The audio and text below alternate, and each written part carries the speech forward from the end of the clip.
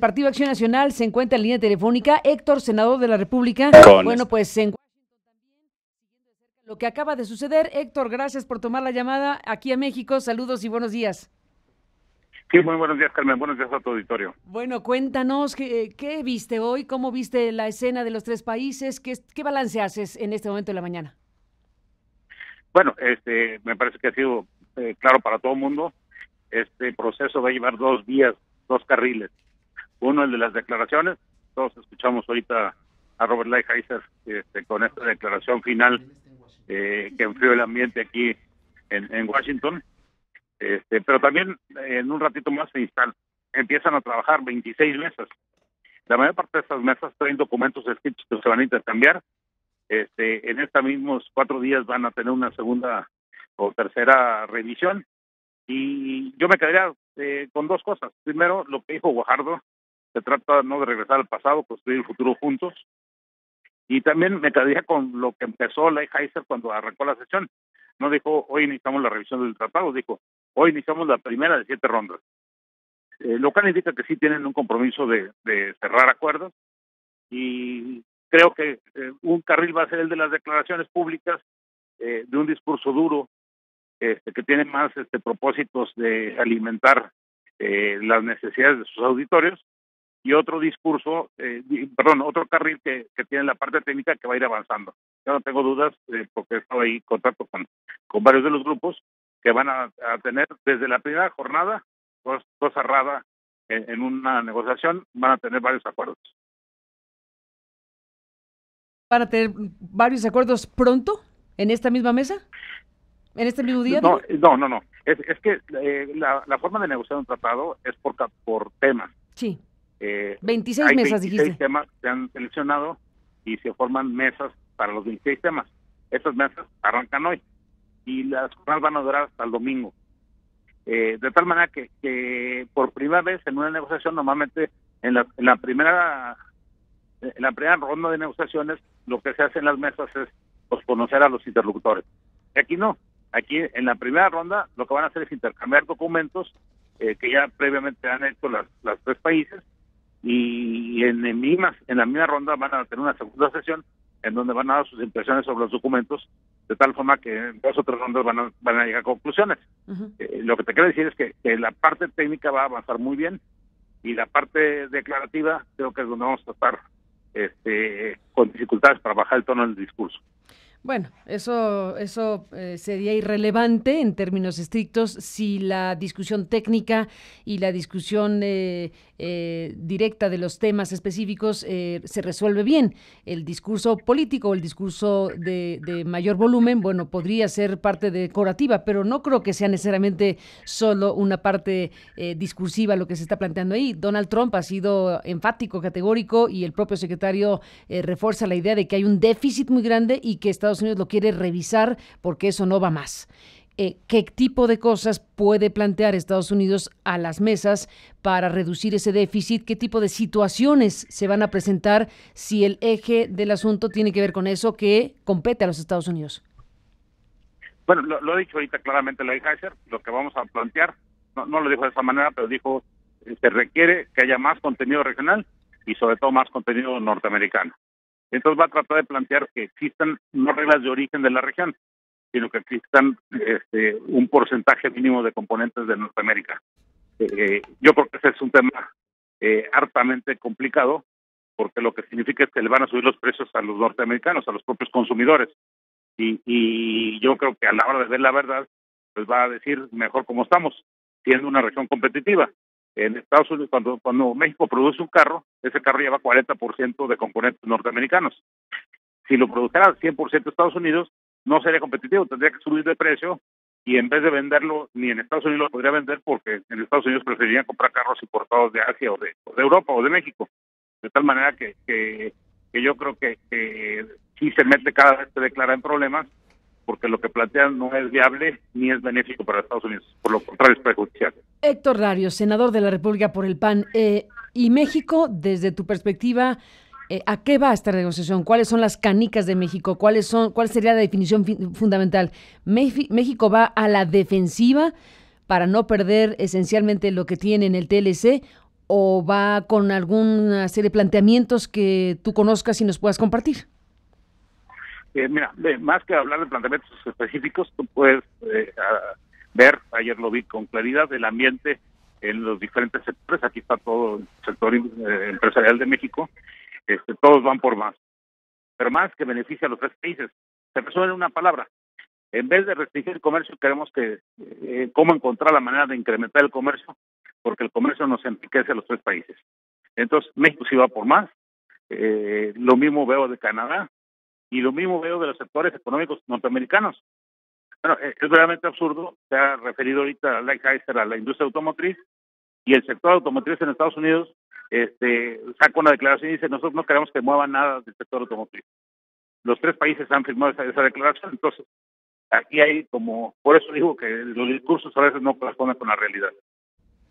Héctor Larios, en Estados Unidos o desde Estados Unidos se ha planteado el tema laboral. Incluso se ha hablado de la libertad de asociación laboral y cosas por el estilo. El tema laboral y el tema corrupción. ¿Cómo va a estar ese par de temas en una negociación como esta?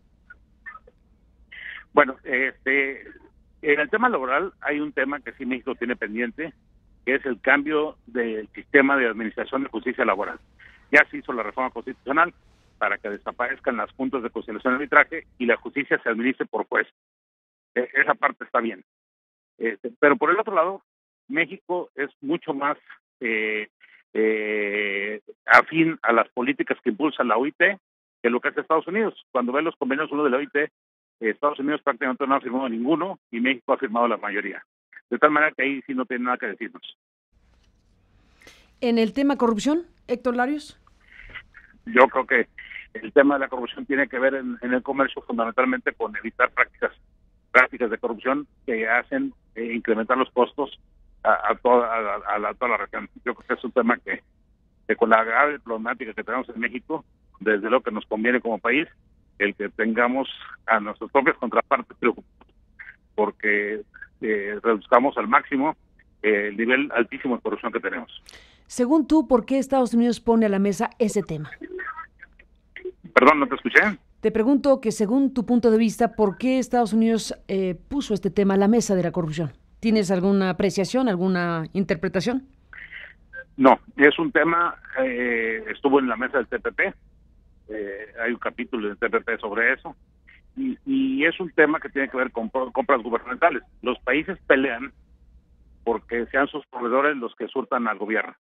En los tratados de libre comercio siempre se habla, no, si yo hago un tratado de libre comercio contigo, yo puedo venderle a tu gobierno y soy más eficiente. Y entonces entra necesariamente el tema de corrupción en todos los países. Y eso nos ayuda a todos.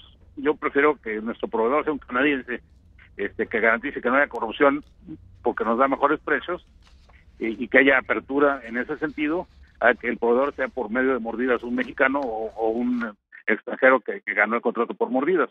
Entonces, la corrupción es un tema de los tratados de libre comercio y ya está en el TPP un capítulo correspondiente. Pues hablaremos más de esto, Héctor Larios, si me lo permites. Tú vas a estar ahí como parte de la, digamos, representación mexicana en lo que corresponde a al Poder Legislativo. ¿Cuántos senadores de la República están ahí? Estamos 8 senadores. 8 senadores. Y lo que hacemos es acompañar y sobre todo estar atentos al sentir de todos los sectores y de los tres países. Dime una cosa, Héctor Larios, dado que digamos, no están con una hoja en blanco, están revisando un acuerdo existente, ¿va a participar el Senado de la República respecto a lo que ahí se negocie? ¿Tendrá que tener o no, pregunto, una ratificación del Senado de México y de las partes congresionales canadienses y estadounidenses? No, solamente la ley de Estados Unidos obliga que antes de iniciar una negociación tenga autorización del Congreso. En el caso de México no. Una vez que concluye la negociación tiene que someterse a aprobación o rechazo por parte del Senado. El proceso de acompañamiento implica que vamos a ir acompañándonos para que cuando se presente en el Senado, pues no vaya a ser que no sea aceptado. Al contrario, que corresponda a los mismos intereses que el Senado tiene planteado. Perdón que te pregunte de nuevo, entonces, ¿cuál es el papel del Senado específicamente acorde a lo que estás ahí planteando? ¿Hacen las mesas de negociación, llegan a un acuerdo, supongamos que se llega a un acuerdo de modificaciones de este TLC, el papel del Senado, perdóname que no te entendí bien, ¿cuál será entonces? A ver, lo que está es una representación del Senado, no está el Sí. Senado. Lo que estamos es, en la medida que se van construyendo acuerdos, conociéndoles a posterior de que se vayan tomando, o cuando se plantean temas, conociendo esos temas antes de que se haga un acuerdo, y estar enterados y manifestar nuestra opinión al respecto en todo caso. ¿Para qué? Para cuando llegue la conclusión del tratado y llegue al Senado, pues estar convencidos nosotros de que esa era la mejor alternativa y que es lo que mejor le conviene al país. Ajá. Y cuando llegue al Senado, ¿se tiene que someter a su ratificación? Así es, cuando llegue al Senado habrá un proceso primeramente de consulta pública, de manifestación de intereses de los que quieran manifestar que afecta a sus propios intereses o de los que los beneficia, y luego habrá la decisión personal de cada uno de los senadores. Un periodo de consulta posterior al acuerdo entre los tres países de sus ejecutivos, un periodo de consulta de cuánto tiempo tendrá la gente, las industrias, las empresas, los que se sientan afectados por lo que han negociado los tres países.